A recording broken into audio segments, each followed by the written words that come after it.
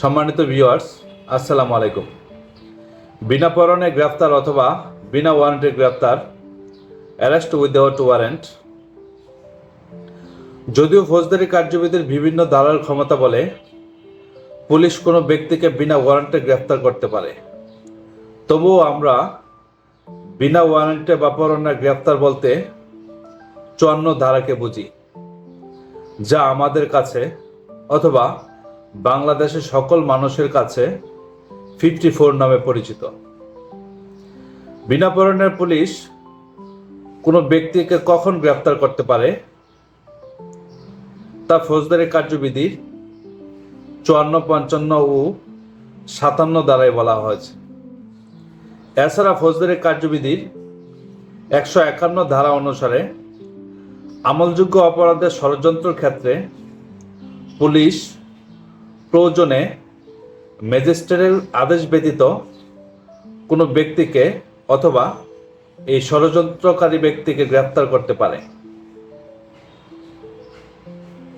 কোন কোন অপরাধের ক্ষেত্রে বিনা পরোয়ানায় গ্রেফতার করা যাবে তা ফৌজদারি কার্যবিধির 2য় তফসিলে বলা আছে।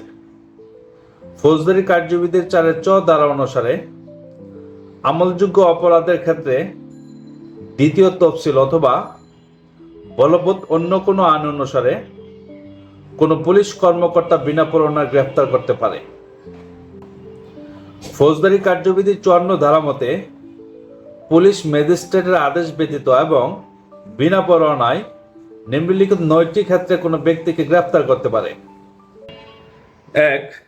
কোনো ব্যক্তি আমলযোগ্য অপরাধ করলে অথবা জড়িত থাকার যুক্তিসঙ্গত সন্দেহ হলে। 2. আইনসঙ্গত কারণ ব্যতীত কোনো ব্যক্তির নিকট ঘর ভাঙার সরঞ্জাম থাকলে। 3. কোনো ব্যক্তিকে অপরাধী হিসেবে ঘোষণা করা হলে। 4. কোনো ব্যক্তির নিকট চোরাই মাল পাওয়া গেলে এবং উক্ত অপরাধ করেছে বলে সন্দেহ হলে। 5. কোনো ব্যক্তি পুলিশের কাজে বাধা দিলে অথবা আইনসঙ্গত হেফাজত হতে পলায়ন করলে। 6. সশস্ত্র বাহিনী হতে পলায়ন করলে। 7.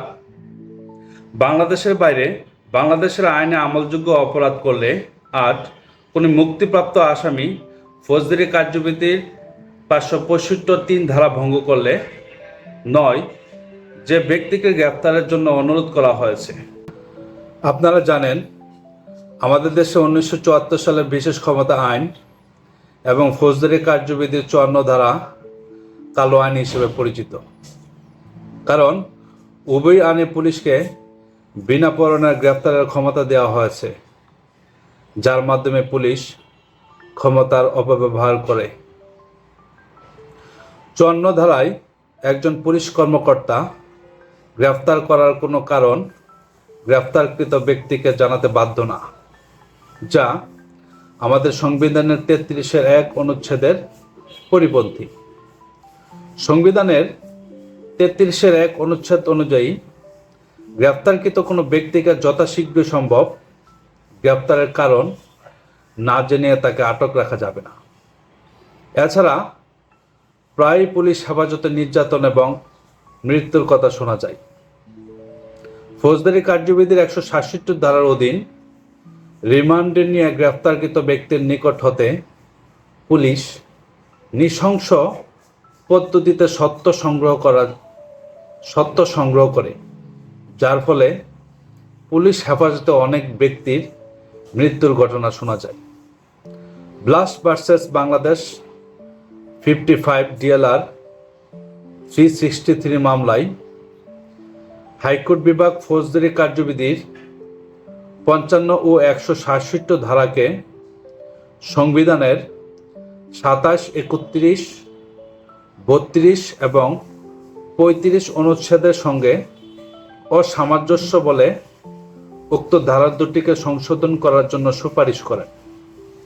ব্লাস্ট মামলায় হাইকোর্ট বিভাগ মোট 15টি নির্দেশনা দিয়েছে এবং ফৌজদারি কার্যবিধি সংশোধন করার সুপারিশ করেছে। আজ এ পর্যন্তই। ধন্যবাদ।